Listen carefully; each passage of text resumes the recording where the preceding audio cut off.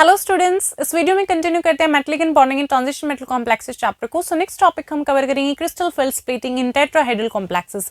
तो यहाँ पे हम बात कर रहे हैं टेट्राहेड्रल की, मींस टू से यहाँ पे जो मेटल आयन होगा वो सराउंड होगा 4 लिगेंड से, इसलिए जो हमारा कोऑर्डिनेशन नंबर आएगा दैट इज इक्वल टू 4 और जो हाइब्रिडाइजेशन रहेगी दैट इज sp3 हाइब्रिडाइजेशन।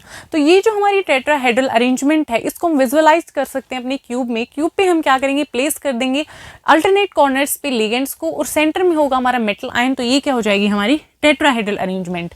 बीच में कौन है, हमारा मेटल आयन है और जिसके अल्टरनेट कॉर्नर्स है 4 कॉर्नर्स पे क्या हमारे लिगेंड्स है। तो ये होगी हमारी टेट्राहेड्रल अरेंजमेंट।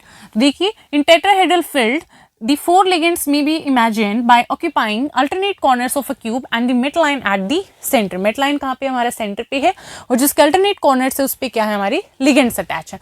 तो यहाँ से हमें क्या देखने को मिल रहा है, देखिए 5 हमारे d ऑर्बिटल्स होते हैं, उसमें से हमारा जो dx square minus Y square और जो dz स्क्वायर होता है वो कहाँ पे होता है, हमारा एक्सिस पे प्रेजेंट होते हैं, जबकि जो हमारे dx y yz and xz होते हैं वो कहाँ पे होते हैं, हमारी इन बिटवीन दी एक्सिस प्रेजेंट होते हैं। तो देखिए यहाँ पे हमारे लिगेंड है, यहाँ से हमारे लिगेंड क्या करें, अप्रोच करें और यहाँ पे हमारा क्या है, मेटल आयन है। तो इसके जो d ऑर्बिटल है वो एक्सिस पे प्रेजेंट है और कौन से हमारे इन बिटवीन एक्सिस प्रेजेंट है।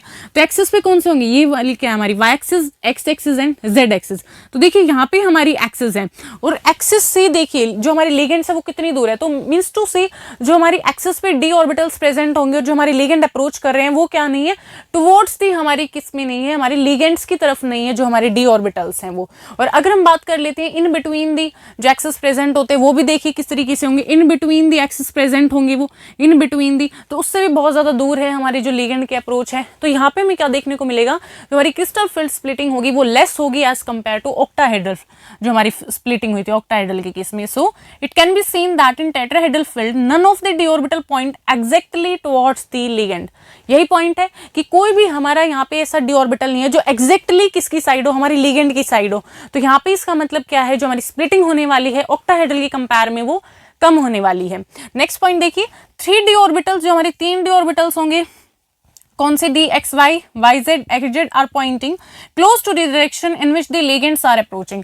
मींस टू से जहां पे लिगेंड अप्रोच कर रहे हैं ये वाली जो हमारी डी ऑर्बिटल्स हैं क्लोज है। देखिए चलते हैं, ये क्या हमारा मेटल आयन है और ये क्या हमारा लिगेंड अप्रोच कर रहा है। तो क्या बोला हमने, जो D X Y Y Z and X Z और ये कहाँ पे होते हैं, हमारे इन बिटवीन एक्सेस प्रेजेंट होते हैं। तो ये इन बिटवीन एक्सेस प्रेजेंट होंगे तो ये क्या है, हमारी लिगेंड के क्लोज में है।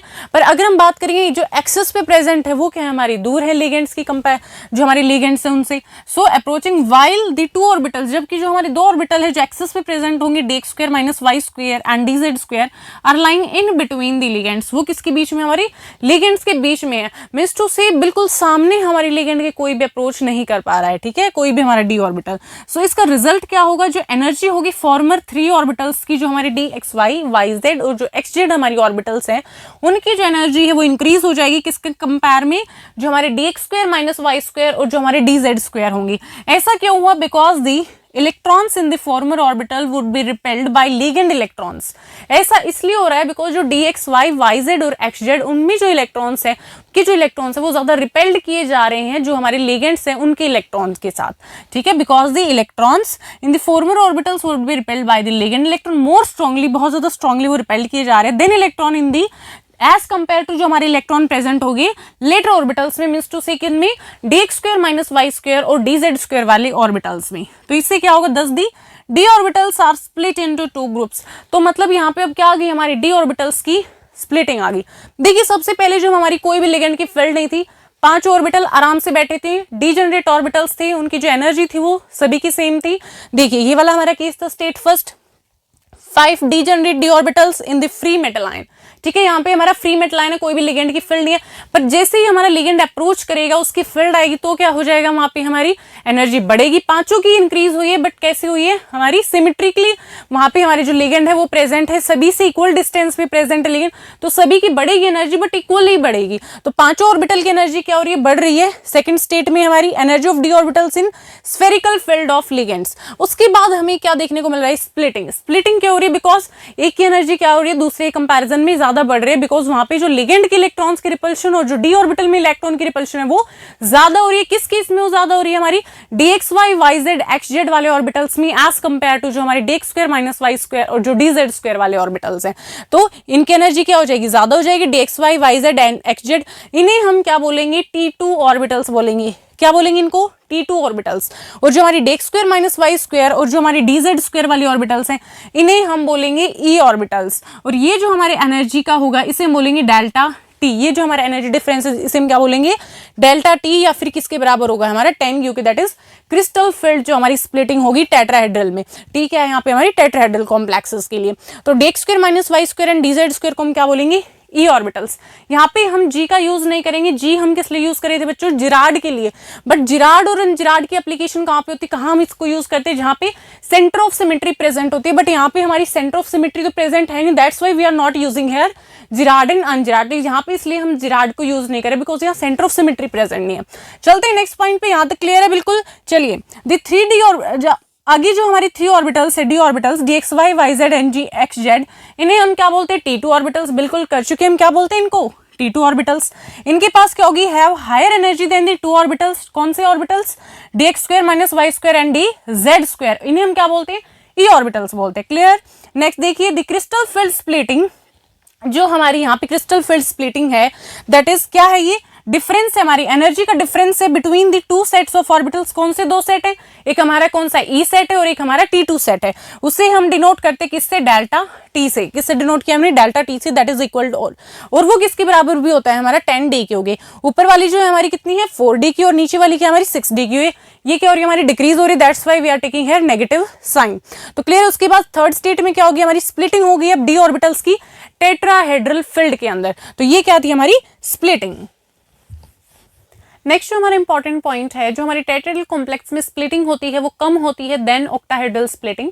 तो देखिए, crystal field splitting in tetrahedral complex is less than in octahedral field, और किसके इक्वल होगी? वो delta T, that is equal to 4/9 of delta nought. Means to see, जो हमारी क्रिस्टल फील्ड स्प्लिटिंग आएगी हमेशा वो क्या होगी? ज्यादा होगी ऑक्टाहेड्रल कॉम्प्लेक्सेस के केस में देन टेट्राहेड्रल जो हमारे कॉम्प्लेक्सेस हैं उनके। तो रीजन क्या है उसका? फर्स्ट रीजन देखिए, जो हमारी टेट्राहेड्रल कॉम्प्लेक्स है वहां पे हमारी 4 लिगेंड्स है। ऑक्टाहेड्रल कॉम्प्लेक्स में कितने? 6 लिगेंड्स है। तो जितने ज्यादा लिगेंड्स होंगे उतनी स्प्लिटिंग ज्यादा करेंगे वो प्रोड्यूस। तो किस में ज्यादा होगी? ऑब्वियसली ऑक्टाहेड्रल के केस में ज्यादा होगी। सेकंड रीजन इसका ये है, जो हमारी टेट्राहेड्रल कॉम्प्लेक्सेस जहां पे हमें स्प्लिटिंग देखने को मिल रही है टेट्राहेड्रल में, वहां पे क्या था कि कोई भी हमारा डी ऑर्बिटल बिल्कुल टुवर्ड्स द लिगेंड नहीं आ रहा है, तो इसलिए वहां पे भी क्या हो रही है? हमारी स्प्लिटिंग कम हो रही है इस वजह से। तो देखिए, first reason, because in tetrahedral complex there are 4 ligands while there are 6 ligands in octahedral complex, therefore lesser ligands produce less crystal field splitting. Clear? Second reason, in tetrahedral field none of the orbitals is point directly toward the ligand, कोई भी toward the ligand नहीं है directly, and therefore splitting is less। इसलिए जो हमारी splitting है crystal field splitting वो क्या है? कम है tetrahedral के केस में। नेक्स्ट देखिए, since the magnitude of crystal field splitting in tetrahedral field is small, देखिए जो हमारी tetrahedral field है वहाँ पे जो हमारी splitting है वो कम है, और वो क्या होगी? is always less than the pairing energy, वो हमेशा कम आएगी जो हमारी pairing energy है उससे। तो इसका क्या इफेक्ट पड़ेगा? and therefore the pairing of electrons will never be energetically favourable. तो इसलिए जो हमारी टेट्राहेड्रल कॉम्प्लेक्सेस के केस में कभी भी जो हमारी पेयरिंग है इलेक्ट्रॉन्स की वो एनर्जेटिकली बिल्कुल भी फेवरेबल नहीं है। मींस टू से, चाहे यहाँ पे कोई हमारा वीक फील्ड लिगेंड आए चाहे स्ट्रॉन्ग फील्ड लिगेंड आए, यहाँ पे पेयरिंग नहीं होने वाली। मींस टू से यहाँ पे हमें कौन से मिलेंगे? कॉम्प्लेक्सेस, हाई स्पिन कॉम्प्लेक्सेस मिलेंगे। So will never be energetically favourable, thus all the tetrahedral complexes are high spin complexes. कैसे कॉम्प्लेक्सेस होंगे? वो हाई स्पिन कॉम्प्लेक्सेस होंगे।